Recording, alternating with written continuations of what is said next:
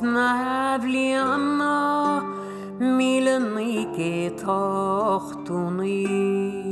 Het fáilte rúbar íst, go dtí gáirtín cuimhneáin na bhFlaitheartach. Bei cúpla a siúla gan inis, gcéadal síos Léann Máirín Mhic Lochlainn, léthe sí ghearrscéal, an sniper agus tú éidir bheithhaín.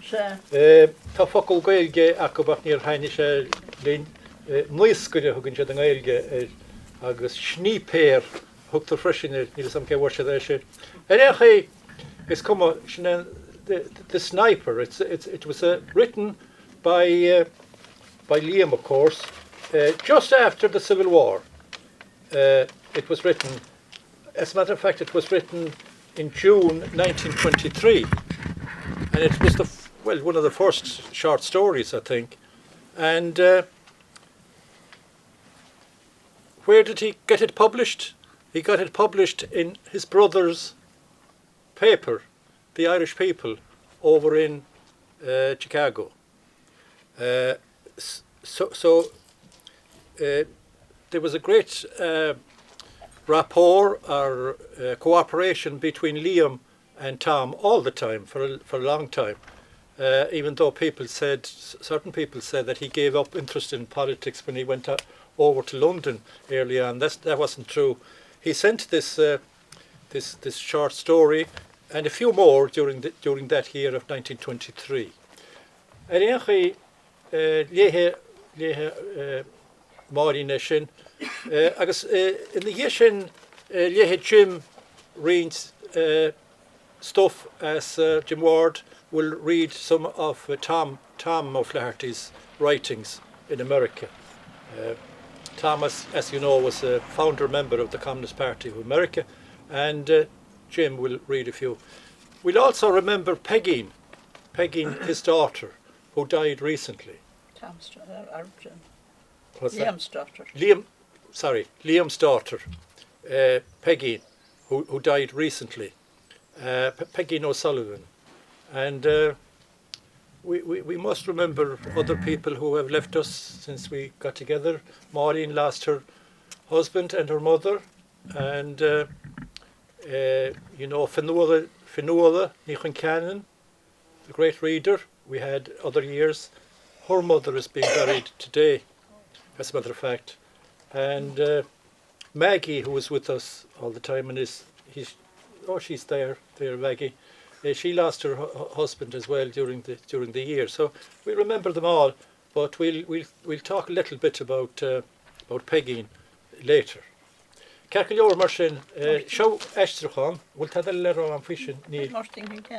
Tá Martin ó an canon and seo Martin, bín sin nach Martin a relation of the O'Flahertys, close, and Martin will maybe tell us a little bit about Peggy as well, which would be good, because she should be remembered too, as a matter of fact. I didn't realise it at the time. She was so. But anyway, we'll talk about that later. All right, shall we hear the idea or chola ein dine aistriúchán on sniper. Nish. Sniper. Nis. Aistriúchán Connemara horizon. Oh, sure. Kein doch. On sniper. Vi myti tígus ble clíasad ar a chudas. Ces múti go chlápalas na Gaeilge. Vi géar a clagan nach ar amach ryd na clóti. Ag fánach leis am aineachan. Vi taron na ngani le clwystal tímpol na cheir a chóstani. Vi fós fwy léigur. Vi taron na machine vani le clwystal yn siagus yn siúd fod na carach. Nws gair y tafan sy'n Níor bóltas. Vi na poblach dani agus aram an t-aistriúchán a gCogadh le na chéile. Bhín sniper bhálach ar dhíon tí an eicile dreidí chunar agus sé feire. Bhí chuna leacaile na híhaige agus péri cíanhaí ar a bhálainn. Agus bhí cosú le scoláir a tánaí éitriúireacht agus ceán an ghealtain in nach súla. Bhíidir dain agus maonteach nó súla ar a cleachtacha bheith breanú ar a más. Bhí sé plách ceapire mar go raibh sé stúcaí leis an nuachras, mar na raibh sé tead ó bhaidin le team bíse. Nuair a bhín ceapar iteige, thug sé phleigín frisce sa fóca, dul sé blogamais agus chud é leis na fóca. Bhí sé idir gá intin faoi hittínacha mar gur an chuntóirte an go bheici ach nar an chuntóirte an go bheici an phleigín frisce sa darachatas, má bhíon ábhaid i Féile. A thugtar sé gáil sa seans. Thur sé anta tína na bhéal agus las sé, agus tharann sé Gaeilge gupaí, agus chu sé sa solas. Bhfuil orchar an tochthála ag an nóméid céana. Dólann sniper bríní ile agus chu sé sa tití. Chur sé racht ascaní agus bhog ag clé. Dáirda sé hen go cúramach agus breanna sé ar an nochthála. Chrum sé síos a ríist ar a buinte, mar go bhhacha sé sola sínbeg ag an tíhhaigh an tráid. Chas sé hen háart ar a díon, go necha sé chofada agus sé simléir ar chúl. Agus háran éana níos a ríis go máil raon ré. Go dtí gur Africa go ar an nochthála. Níor a táide le feiceáil a gháin dín na ddíche trasna bhaid faoi tholas na spéidir goirime. Bhí an ábhaid go tuálach. Ag an nóméid céana tháinig cá áramra tasna an réid ag glúiseach go máil tos a tráid, timpils deichéad sláthhaid. Bhí an sniper an cnág a báran na níle chluisteir. Bhfuil a chríníos gupaí, mar go be cá an ábhaid bhí an. Bhí fónaid orchar a scéile leis, ach bhí saige gur bheith go bhhathó sin, mar nach me chun tarachar an a bhfuil fríd vital an thar arama. Tháinig sé bhean amachchas cúlráid, séan seáil ar clúdach i cín agus sosaí i caint be sé bhéir a bhí dúidín an arimcháid. Hín sí méid i deo an díon, go dtí an áitir an sniper. Bra dóid a bhínte. Duscail an fearr an tuidín is chud a chloigeann is chud gháilíach agus breanna i dro an sniper. Chrach an sniper an agus ghail. Hit an fearr an a chrap a bhar an tuidín. Chas an bheith an háart, lig sí béic agus itríos deich a gláis. Díirech ag an nóméid céanna scíliú orchar ó dhéon iricnamh trasan as ráide, agus hitte gona ón sniper agus hasa sé gascaní. Cheap sé go núiseach an taran ar an raifil go núiseach Léann Máirín. Rinne sé dhearcht ó na hógeal ach níor sé ná, má nach ra mathúpa in a láid. Ó hiarnda sé caite gur bailúna. Cha sé hen was ar a díon agus tharanne hen i dro nochthála. Bhí an níl ag silte an a láid dhéas. Rúg seára leann a láid clé agus ní ra mothú ar behínte, ar nús gur sí bainte gó. Tharann sé scían amachchas a fóca, duscailí a gcuine an nochthála agus hear sé a bhainde. Bhí Paulbeag san áit in neach an tarachar ar steach, ach ní ra ar a tíhhaile. Rud a chéalaí go rá an tarachar ó bhastós a gráid, agus gur sí briste. Cha sé an láid faoi náitir an Paul, agus chas an láid siar go héasca. Bhí sé gearra fiocla le tean péine. Duscail sé bhála agus tharann ceirsteach. Bhí sé bár buidéal aidein, agus cha sé stráilgá an wasir a lot, agus is beag bídeach nar leagan fian amacha. Chas sé ceir timppel an leit, agus dáis sé ceangalara lena chud fiocla. Lig sé hen siar a gcuine an nochthála agus a gúna húla le go laiddóch an fian. Bhí an tráid híos faoi ciún héis go thar arma imimecht a réis trasna an dréid faoi dheifir. Agus cloigeann an chonadóra le feiceáil ag siile le fána os cin an tuidín. Bhí corp na seamná sínta sa gláis. Dána na sniper an siúd ar bheith pí sa fada ag cimiltí sleachta. Agus ag smaoinú ar ceanchaí ar bhéidir leis éalú ri brecha an laig. Bhí Afric ag an ábhaid trasan as ráide ar a bhealach éalaí.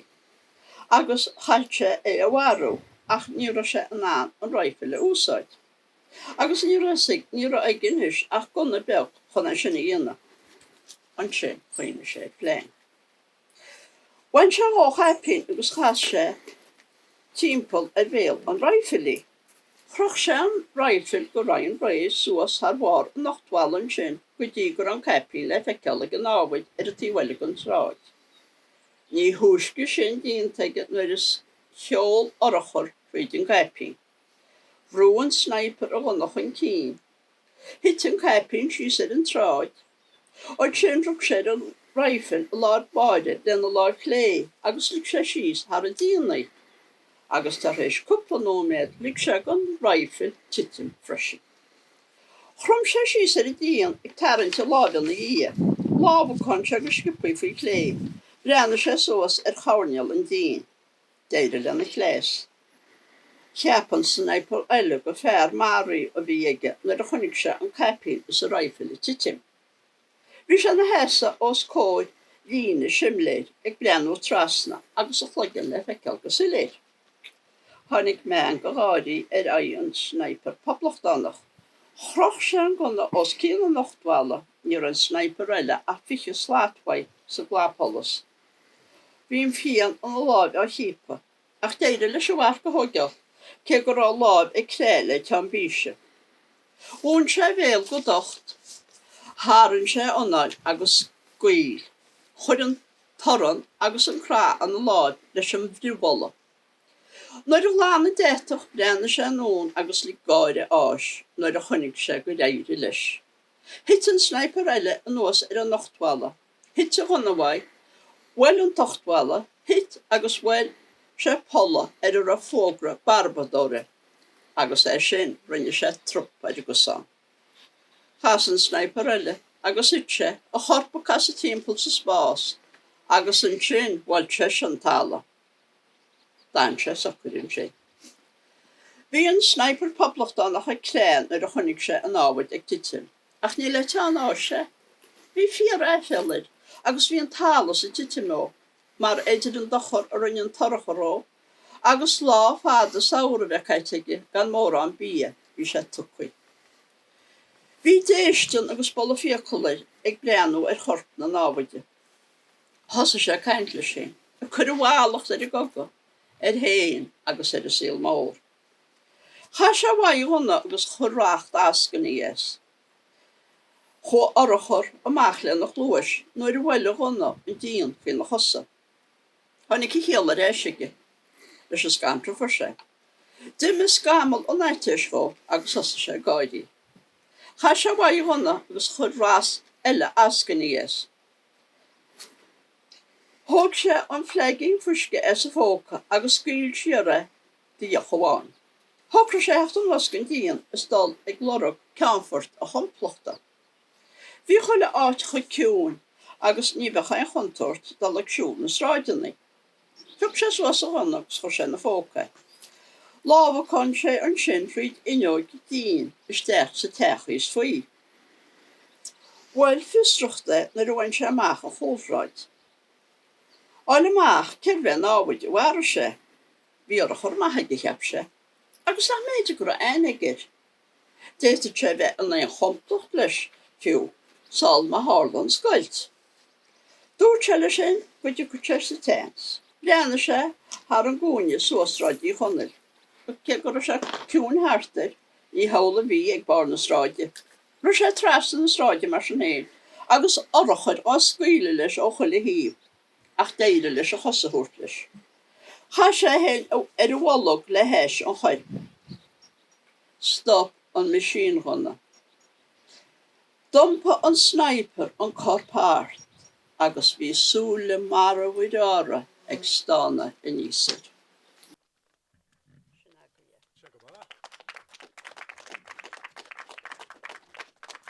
It translates very well, and it was translated very well. Bheach líam hain bródú leis, a siad nach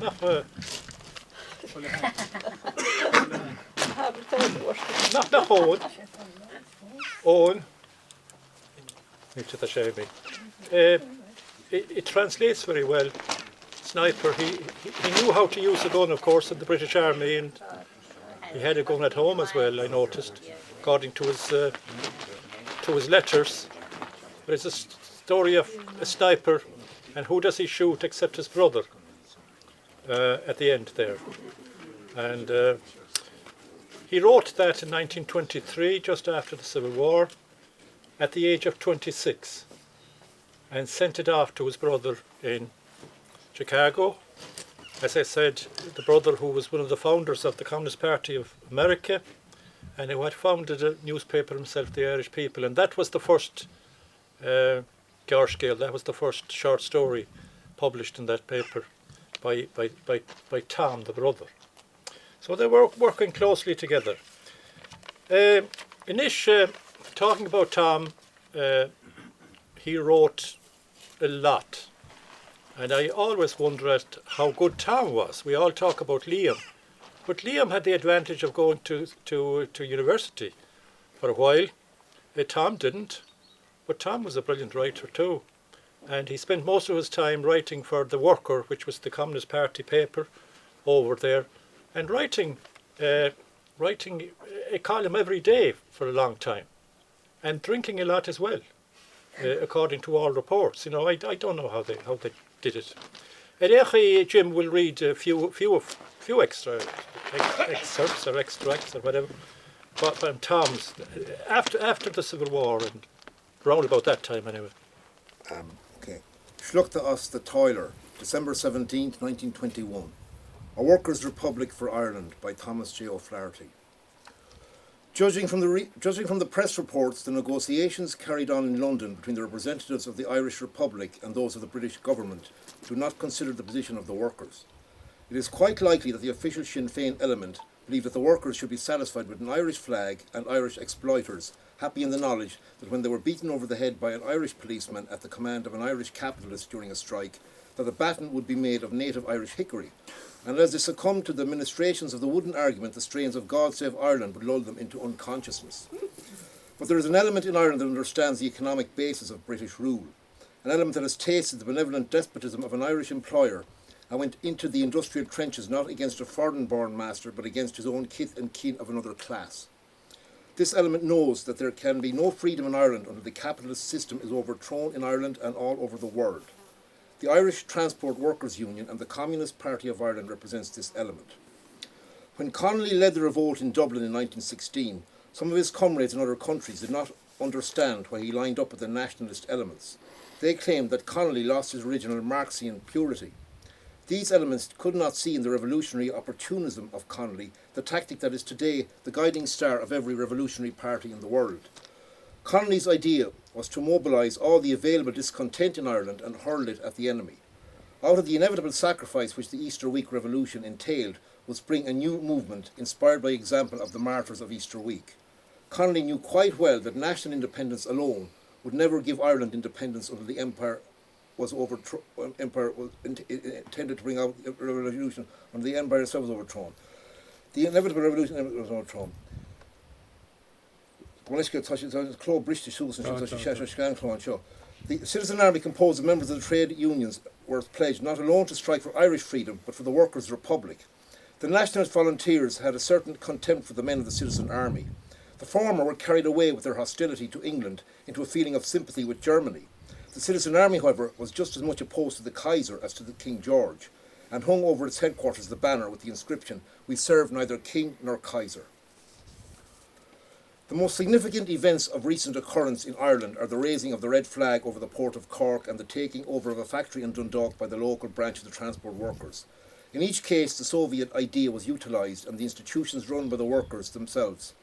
In Cork, the local Republican officials stepped in and made peace between the workers and the bosses. But in Dundalk, the workers made a success of the undertaking, increasing the output and the number of employees. Incidents such as these point to the fact that Irish labour is skirmishing before the final attempt take over the industries for the benefit of the workers. It is generally understood that 85% of the members of the Irish Republican Army are also members of the trade unions and are ready to use their weapons in behalf of a workers' republic. Until the English workers are compelled by force of circumstances to overthrow the government there is no likelihood that an Irish attempt at the establishment of the present time, with the exception of the Communist Party. No other party in England has taken the position that Ireland is entitled to independence. The British Labour Party, some of them are privy councillors, are up to their necks in the plans of imperialism. It is not to be expected that the Gumperian imperialists would be any more in favour of allowing Ireland to freely function than the Liberal or Tory party. That Ireland can never function as an independent state as long as capitalism exists should be clear to any student of imperialism, whether American or British. Ireland is not held by England just for the fun of it. Ireland is a strategic point on England's flank, and no British government except a revolutionary one will ever free Ireland. The present stand of the Belfast defenders of the most reactionary section of the British ruling class is not due to the alleged pig-headedness of the Orangemen. It is the historical policy of every British government to use a small section of Ulster as an excuse for refusing to grant Ireland what the majority of English people themselves are willing to grant. The grandstand play of Carson is the work of Lloyd George. It must be remembered that it was Lloyd George who created the fake Orange Parliament to use as a trading point against the demands of Sinn Féin. The Orange elements have the backing of the powerful English landlords and the real rulers of the empire.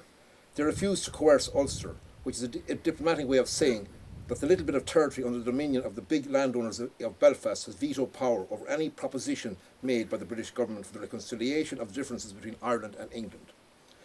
Now the British government cannot afford to appear before the world while the disarmament conference is on in Washington as favouring the Orange minority over the great majority of the people of Ireland. So the question of allegiance to the King is trotted out as the main reason why Ulster would not accept the peace plan of Lloyd George. In view of the willingness of the Orangemen to kick the crown into the Boyne when it suits their purpose and they're receiving arms from Germany immediately prior to the war, such an excuse cannot fool anybody except for those who want to be fooled. The so-called public will take the position that England cannot afford to give Ireland permission to refuse allegiance to the King, realising that no capitalist country in the same position as England would do it. The efforts of Sinn Féiners for a number of years to conciliate the Orange capitalists by telling them that Ireland was their country have ended in failure. The Orange capitalist puts his class interest above his sentimental fondness for his country. So does the Southern nationalist. Both would crucify the Irish working class and clasp hands over his corpse. Not bad. Thomas Flaherty, the worker, 4th of March 1922. In the Irish Free State. The provisional government of the Irish Free State is having a difficult time trying to carry out the policy of Lloyd George, which was expected to reduce the Irish people to happy and contented subjects of His Britannic Majesty and willing slaves to produce surplus values without protest for the Anglo-Irish financiers who are trying to get a stranglehold on the labour power of Ireland. The outlook for peace is gloomy. Years of guerrilla warfare have produced a set of men and women who do not fear danger, and all signs point to a continuation of the struggle for political independence. As this can only be accomplished through the overthrow of the ruling class, an alignment between the militant Republicans and the left wing of the labour movement is a likely possibility in the near future. Immediately after the so-called treaty was ratified by Dáil Éireann, Arthur Griffith proceeded to line up the Southern Unionists, capitalists and landlords, behind the Free State. Collins sought to reach agreement with Sir James Craig on the boundary question. Griffith made progress. The Bank of Ireland, controlled by Unionists, loaned a large sum of money to the provisional government. But the Ulster outpost of British Toryism is not yet in the mood for conciliation. While Collins was negotiating with Craig, several Irish Republicans were awaiting execution in an Ulster prison. In reprisal, Irish Republicans raided the homes of prominent Unionists in several parts of Ireland and are holding them as hostages. Republicans passing through Ulster have been arrested by Craig's Black and Tans. Civil war on a small scale is on in Ireland. It is liable to break out with intense fury in a few weeks, as the issues involved are greater than a free state versus republic. The real issue in Ireland now, as always has been, is between the usurpers who stole the land and the peasantry from whom the land was stolen. Added to this is the growing militancy of the Irish workers. Even the officialdom of Irish labour talks of a workers' republic, but the rank and file not only talk, they act. They have arms in their hands and they know how to use them. A railway crisis was the first issue of importance to confront the provisional government. A strike was voted, but the leaders agreed on a request of the provisional government to postpone it. In the Cork area, however, the workers seized the railways and proclaimed their intention of organising a Soviet. They have temporarily relinquished their purpose, but the sentiment for a Soviet form of government is widespread among the workers in all parts of Ireland. The unemployment situation in Ireland is serious. 135,000 out of the working class population of 500,000 are jobless. Recently, the unemployed in Dublin organised, elected officers seized a public building and hung the red flag from a window. The Free State has nothing for the hungry workers, many of whom fought in the rebellion of 1916 and were hunted since then by the forces of the British Crown. The British government has halted the evacuation of the troops. Lloyd George's great diplomatic victory is a fizzle. He intended to go to the people in a general election, confident that prestige he won by an Irish settlement will again sweep him and his supporters into office. That hope is now shattered and the general election is postponed. A temporary coalition between militant republicanism and Labour will put the Free State out of commission. But an Irish revolution that would overthrow the power of Ulster reactionaries and their capitalist allies in the south can only succeed when the British workers throw down the gauntlet of revolt to the governing power of Great Britain and in cooperation with their comrades across the Irish Sea establish the Workers' Republic on the ruins of the pirate empire. Until that day arrives, peace will be a stranger in Ireland. Ceanna Ella, agus this is relevant today, and this year we're in it, especially with the anniversary of Léann Mellows coming up. Thomas Flaherty, the worker, 9 December 1922, the Irish executions. When the Irish Free State was accepted as a solution of the Irish question by Collins and Griffith, we predicted that these men and their tools would take the place of the Black and Tans in enforcing British imperialism on the Irish people. It has come to pass. A few days ago, 4 young Irishmen went down to death before a firing squad composed of members of the Free State Army under the instructions of the Irish officials of the Free State. These men who did the shooting were Irishmen. The men they murdered were Irishmen, and they murdered them in order to maintain the reign of British imperialism in Ireland. Where is the Irish Labour Party? What is the famous Irish Transport Workers Union doing while these atrocities are being perpetrated? The Irish Labour Party, led by the yellow charlatans who pose as revolutionists, has by its cowardly silence condoned the murders. The Irish Transport Workers Union is in the grip of the whiskered faker William O'Brien, the clodhopper Tom Foran, who claims that prosperity reigns in Ireland, and that other blatherskite Carl Shannon, who goes around with a volume of Das Kapital under his arm and talks of a Soviet republic. These bogus revolutionists are too busy nursing the approximately $500,000 in the Union Treasury to raise a finger in defence of human liberty. How long are the militant elements in the Irish labour movement going to tolerate such betrayers in their midst? What a change from the glorious days of Connolly and Larkin to the crawling creatures who pose as leaders of the working class.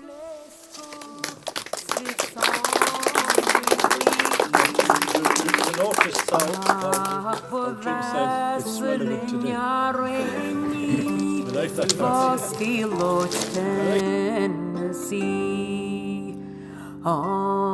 Anig scéal o'n